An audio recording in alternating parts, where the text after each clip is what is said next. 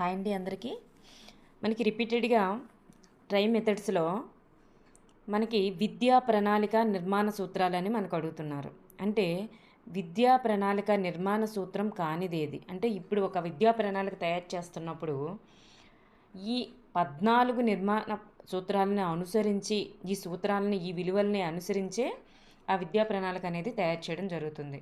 అయితే విద్యా ప్రణాళిక నిర్మాణ సూత్రం కానిదేది అని అడుగుతున్నారు. కనుక ఈ 14 సూత్రాలు కూడా వాటిలో ఏముంది అనేటటువంటిది మీరు ఒకసారి తెలుసుకోవాలి. అడుగుతున్నారు ఒక బిట్ ఇచ్చి ఇది ప్రయోజన విలువన, సన్నాహ విలువన, సృజనాత్మక విలువన, లేకపోతే సృజనాత్మక సూత్రంన, శిష్కేంద్రీకృత సూత్రంన అని చెప్పేసి అడుగుతున్నారు.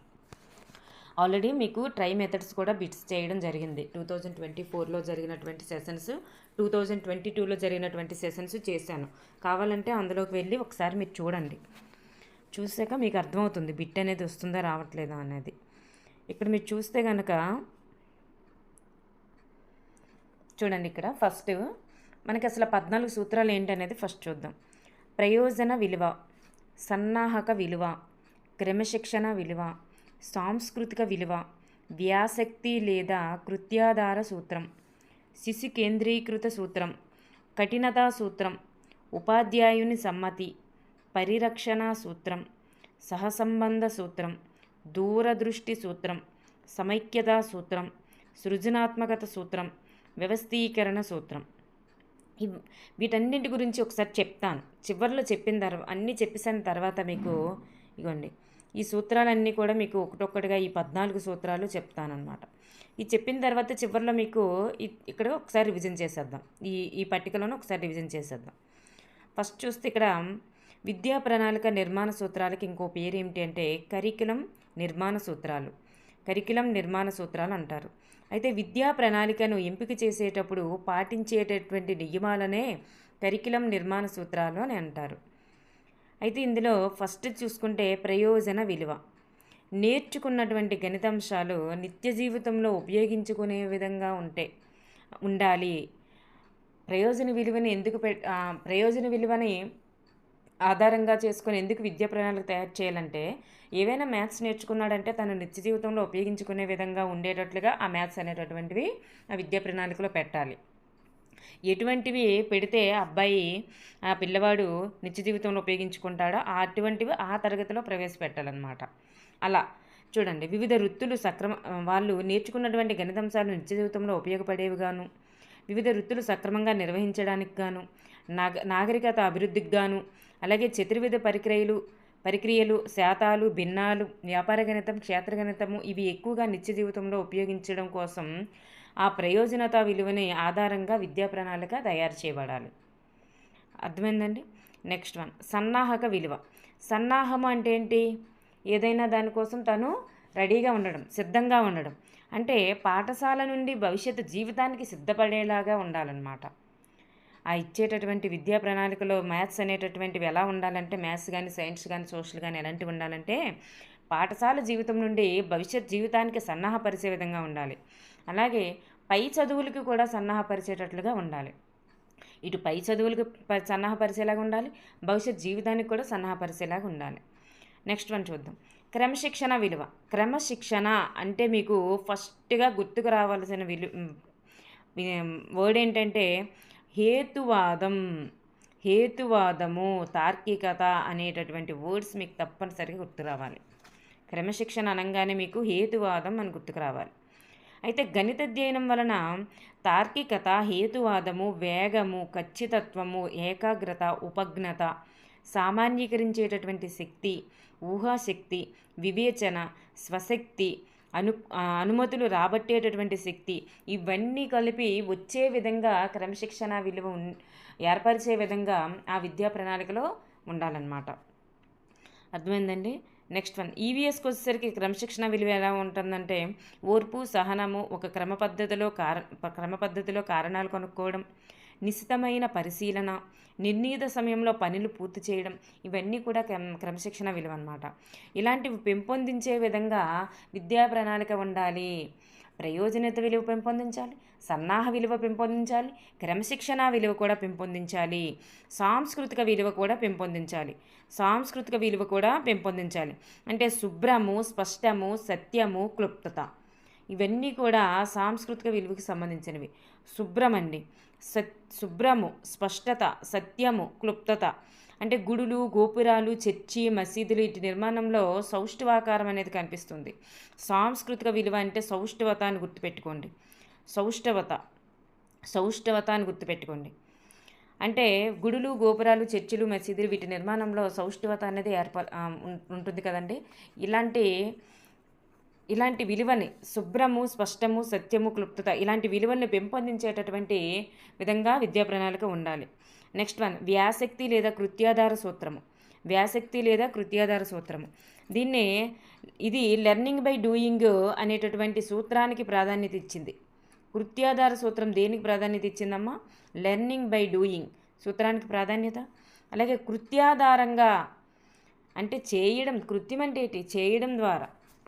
చేయడం ద్వారా కృత్యాధారంగా నేర్చుకున్న అంశాలు ఎక్కువ కాలం గుర్తుంటాయి అనే ఉద్దేశంతో కృత్యాధార పద్ధతిని కూడా దృష్టి అందించుకొని విద్యా ప్రణాళిక అనేది రూపొందించాలి. ఓకేనండి. నెక్స్ట్ వన్, శిశు కేంద్రీకృత సూత్రము. శిశు కేంద్రీకృత అంటే విద్యార్థి కేంద్రీకృతంగా ఉండే విధంగా విద్యా ప్రణాళిక ఉండాలి.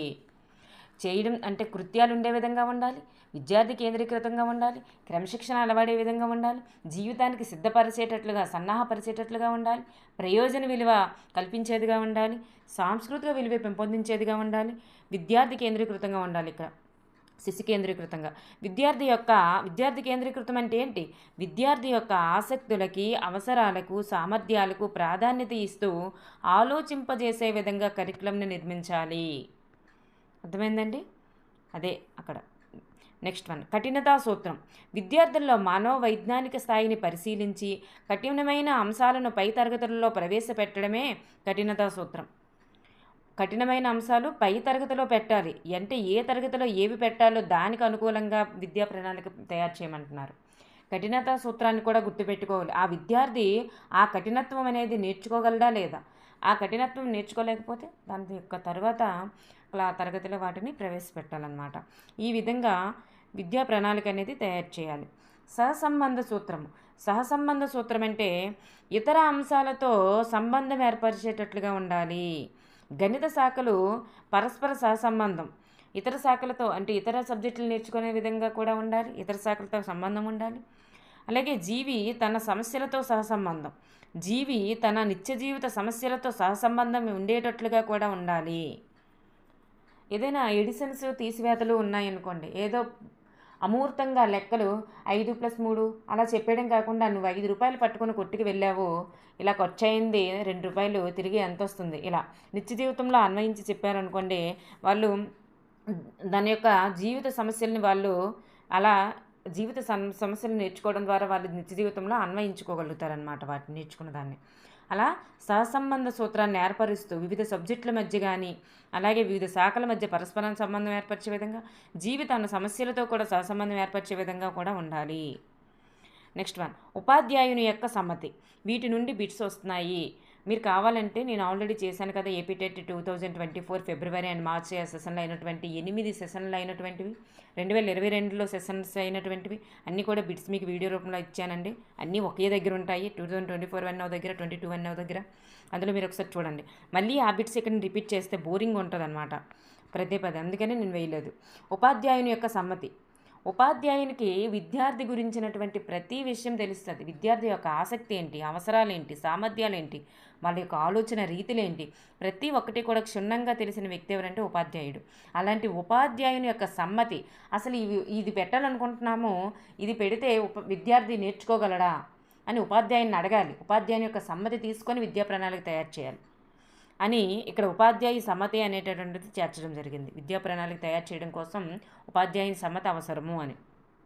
నెక్స్ట్ వన్, పరిరక్షణ సూత్రం కూడా అవసరం. అంటే ఓన్లీ సబ్జెక్ట్ మాత్రమే కాకుండా సహపాఠ్య అంశాలు అంటే విద్యార్థిని విచక్షణాయుతం అయినటువంటి దారునిగా తీర్చిదిద్దేందుకు పర్యావరణ స్పృహ అనేది విద్యార్థిలో కలిగించడానికి పర్యావరణ సూత్రం అనేటటువంటిది పెట్టాలి. దానికి అనుగుణంగా ఉండాలి. అంటే దీనికి అనుగుణంగా ప్రాథమిక స్థాయిలోనంట పర్యావరణ విద్య అనేటటువంటిది ప్రవేశపెట్టడం జరిగింది. పర్యావరణ విద్యను ఎందుకు పెట్టారంటే పర్యావరణ సూత్రాన్ని దృష్టిలో పెట్టుకొని పెట్టారనమాట. నెక్స్ట్ వన్ సమదృష్టి. ఇక్కడికి మనకి 10 సూత్రాలు అయ్యాయి. నెక్స్ట్ వన్ సమదృష్టి సూత్రం. సమదృష్టి సూత్రం అంటే భావి తరాలకు ఉపయోగపడే విధంగా దూరదృష్టి సూత్రం. దూరదృష్టి అంటే భావి తరాలకు ఉపయోగపడే విధంగా భవిష్యత్తులో ఏమి జరగబోతుందో విద్యార్థులు ముందుగానే ఊహించే విధంగా ఉండాలి. అంటే విద్యార్థులు ముందుగానే దూరదృష్టితో ఆలోచించగలగాలి. అరే ఇప్పుడు ఇలా జరుగుతుంది, రేపు పొద్దున్న ఇలా జరగచ్చేమో అని చెప్పేసి ఆలోచించే విధంగా దూరదృష్టిని వాళ్ళ మైండ్లో కలిగించే విధంగా విద్యా ప్రణాళిక ఉండాలి. దూరదృష్టి సూత్రం అనేటటువంటిది ఉండాలి. రాబోయే మార్పులను విద్యార్థులు ముందుగానే గ్రహించే విధంగా పాఠ్య ప్రణాళిక ఉండాలి.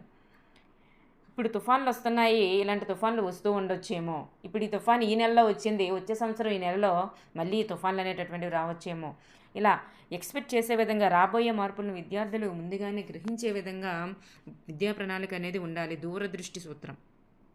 నెక్స్ట్ వన్ సమైక్యతా సూత్రం. సమైక్యత అంటే ఏంటంటే అన్నీ కలిసి పెట్టడం.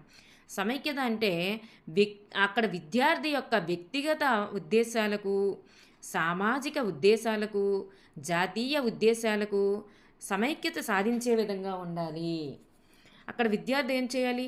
వ్యక్తిగతంగా తనేంటో తనకు తెలియాలి. అలాగే సమాజంలో ఏం జరుగుతుందో తను తెలుసుకోగలగాలి. జాతీయ పరంగా ఏం జరుగుతుందో తను తెలుసుకోగలగాలి. అదే సమైక్యత మొత్తం ఈ సమాజంలో ఏం జరుగుతుందో అనేటటువంటిది వాటన్నింటినీ తెలుసుకునే విధంగా సమైక్యతా సూత్రంని అనుసరించి విద్యా ప్రణాళిక అనేటటువంటిది ఉండాలి. విద్యార్థికి సమాజంలో ఏం జరుగుతుందో, రాష్ట్రీయంగా అంతర్జాతీయంగా ఏం జరుగుతుందో అన్నీ తెలిసే విధంగా ఉండాలి. అర్థమైందండి? నెక్స్ట్ వన్ సృజనాత్మకత సూత్రము. సృజనాత్మకత అంటేనే నూతన దృష్టి, నూతన కల్పన, నూతన ఆలోచన విధానాలు అనేటటువంటివి ప్రేరేపించే విధంగా విద్యా ప్రణాళిక ఉండాలి. కొత్తవి తయారు చేసేలాగా విద్యా ప్రణాళిక ఉండాలి. విద్యార్థులు ఎప్పటికప్పుడు నూతన సృష్టి అనేటటువంటి చేయగలగాలి. కొత్త ఆలోచనలు, కొత్త పరికరాలు తయారు చేయడం, కొత్త నమూనాలు వేయడం, కొత్తవి పాటలు, కవితలు, గేయాలు, నినాదాలు ఇలాంటివి ఏవైనా కొత్తవి తయారు చేసే విధంగా, సృజనాత్మకత వాళ్ళలో వెలికి తీసే విధంగా, సృజనాత్మక కల్పన, సృష్టి జరిగే విధంగా ఆ విద్యా ప్రణాళిక ఉండాలి అని చెప్తున్నారు. నెక్స్ట్ వ్యవస్థీకరణ సూత్రం. వ్యవస్థీకరణ సూత్రం అంటే వివిధ అంశాల మధ్య సమన్వయం ఉండాలి. అంటే ఏంటంటే ఒక విషయంలో నేర్చుకున్న సూత్రాలు కానీ, నియమాలు కానీ ఇంకో అంశంలో కూడా ఉపయోగపడే విధంగా వ్యవస్థీకరణ. అంటే ఇప్పుడు లంబకోణం అనేటటువంటిది త్రిభుజంలో నేర్చుకున్నాడు, అదే లంబకోణం చతురస్రంలో కూడా వస్తుంది. చతురస్రంలో కూడా 2 త్రిభుజాలు ఉంటాయి, అందులో 2 లంబకోణ త్రిభుజాలు ఉంటాయి అని తెలుసుకోగలగాలి. అదే దీర్ఘ చతురస్రంలో కూడా లంబకోణ త్రిభుజాలు అనేటటువంటి ఉంటాయి, అక్కడ కూడా మళ్ళీ ఈ లంబకోణం అనేది వస్తుంది. వివిధ అంశాల మధ్య సమన్వయం ఉండేలాగా ఆ విద్యా ప్రణాళిక అనేటటువంటిది ఉండాలి. అయితే ఇక్కడ లంబకోణం నేర్చుకున్న విద్యార్థి మళ్ళీ జీవితంలో ఎక్కడ లంబకోణం కనిపించలేదు అనుకోండి, అప్పుడు ఏమవుతుంది? తనకి నిరుపయోగం అయిపోతుంది. అది మళ్ళీ వెంటనే దానికి పునరావృతం అవ్వాలి. వెంటనే నెక్స్ట్ క్లాస్లో కానీ ఆ చతురస్రం గురించి పరిచయం చేస్తే ఇంకా దృఢమైన భావన అనేటటువంటిది ఏర్పడుతుంది. ఇలా అనమాట వ్యవస్థీకరణ సూత్రం. వివిధ అంశాల మధ్య సమన్వయం ఉండేలాగా ఉండాలి. ఇప్పుడు రివిజన్ చేసేద్దాం ఒకసారి. చూడండి, ప్రయోజన విలువ ఉండాలి, సన్నాహక విలువ ఉండాలి, క్రమశిక్షణ విలువ, వేగం, ఖచ్చితత్వం, తార్కికత, హేతువాదం గుర్తుపెట్టుకోండి. ఇవన్నీ కూడా విద్యార్థులకు కలిగే విధంగా ఉండాలి. సన్నాహం అంటే భవిష్యత్ జీవితానికి రెడీగా ఉండేలాగా, సిద్ధంగా ఉండేలాగా ఉండాలి. నెక్స్ట్ సాంస్కృతిక విలువ అంటే శుభ్రము, సత్యము, స్పష్టము, క్లుప్తత, ఇవన్నీ కూడా విద్యార్థులు అలవడేటట్లుగా ఉండాలి. నెక్స్ట్ వన్ వ్యాసక్తి లేదా కృత్యాధార సూత్రం. కృత్యాధార సూత్రం అంటే ఏంటి? పని చేయడం ద్వారా అభ్యసనమే కదా. అలా లెర్నింగ్ బై డూయింగ్ సూత్రానికి ప్రాధాన్యత ఇచ్చేది ఏంటంటే కృత్యాధార అభ్యసనం. ఇలాంటి కృత్యం ద్వారా నేర్చుకున్నవి ఎక్కువ కాలం గుర్తుంటాయనే ఉద్దేశంతోనే ఈ కృత్యాధార సూత్రాన్ని కూడా విద్యా ప్రణాళికలో పెడతారు. ఓకేనండి. నెక్స్ట్ వన్ పెడుతున్నారనమాట. శిశు కేంద్రీకృత సూత్రం ఎందుకు పెడుతున్నారంటే విద్యార్థికి ప్రాధాన్యత ఇవ్వడం కోసం. శిశు కేంద్రీకృత, విద్యార్థి కేంద్రీకృత విద్యార్థి ఆసక్తులకు, అవసరాలకు, సామర్థ్యాలకు ప్రాధాన్యత ఇవ్వడం కోసం ఆ సూత్రాన్ని పెడుతున్నారు. నెక్స్ట్ కఠినతా సూత్రం అంటే విద్యార్థి పై తరగతుల్లో అంటే ఆ కఠిన స్థాయిని బట్టి ఆ తరగతిలో కాకుండా పై తరగతిలో ఉండేటట్లుగా ఏర్పాటు చేయాలి. ఆ విద్యార్థి యొక్క ఏదైనా కఠినత్వం అనేది 3వ తరగతికి ఇవ్వాల్సిన కఠినత్వం ఒకలా ఉండాలి, 5th క్లాస్కి ఇవ్వాల్సింది ఒకలా ఉండాలి, 10థ్కి వెళ్ళేసరికి ఒకలా ఉండాలి. ఆ కఠినత్వం అనేది విద్యార్థుల స్థాయికి అనుగుణంగా ఇవ్వాలి. సహసంబంధ సూత్రం అంటే వివిధ అంశాలతో సహసంబంధం ఏర్పరిచే విధంగా ఉండాలి. నెక్స్ట్ ఉపాధ్యాయుని సమ్మతి కూడా ఉండాలి. ఉపాధ్యాయుడే విద్యార్థి గురించి సర్వం తెలిసిన వ్యక్తి కాబట్టి ఉపాధ్యాయుని సమ్మతి తీసుకొని విద్యా ప్రణాళిక ఏర్పాటు చేయండి. నెక్స్ట్ పరిరక్షణ సూత్రం కూడా ఉండాలి. దానిలో భాగంగానే పర్యావరణ విద్య అనేటటువంటిది ప్రాథమిక స్థాయిలో ప్రవేశపెట్టడం జరుగుతుంది. పరిరక్షణ సూత్రం. నెక్స్ట్ దూరదృష్టి సూత్రం అంటే భవిష్యత్తులో ఏం జరగబోతుందో తను దూరదృష్టితో ఆలోచించగలగాలి. నెక్స్ట్ సమైక్యతా సూత్రం అంటే విద్యార్థి వ్యక్తిగతంగా అలాగే సమాజంలోనూ రాష్ట్రీయంగా, జాతీయంగా, అంతర్జాతీయంగా ఏం జరుగుతుందో అన్నింటినీ తెలుసుకునే విధంగా సమైక్యతా సూత్రం అనే పాటించి విద్యా ప్రణాళిక ఉండాలి. నెక్స్ట్ సృజనాత్మకత సూత్రం విద్యార్థి నూతన కల్పనలు ఎప్పటికప్పుడు చేసే విధంగా విద్యా ప్రణాళిక రూపొందించండి. నెక్స్ట్ వ్యవస్థీకరణ సూత్రం అంటే విద్యార్థి నేర్చుకున్న అంశం అనేది తర్వాత సూత్రం కానీ నియమం కానీ అంశము తర్వాత కూడా మళ్ళీ అబ్బాయికి ఉపయోగపడే విధంగా అంశాల మధ్య సమన్వయం ఉండే విధంగా ఉండాలి. దీన్ని వ్యవస్థీకరణ సూత్రం అంటారు. ఇలా 14 సూత్రాలండి. Thank you everyone. నెక్స్ట్ టాపిక్తో వద్దాం.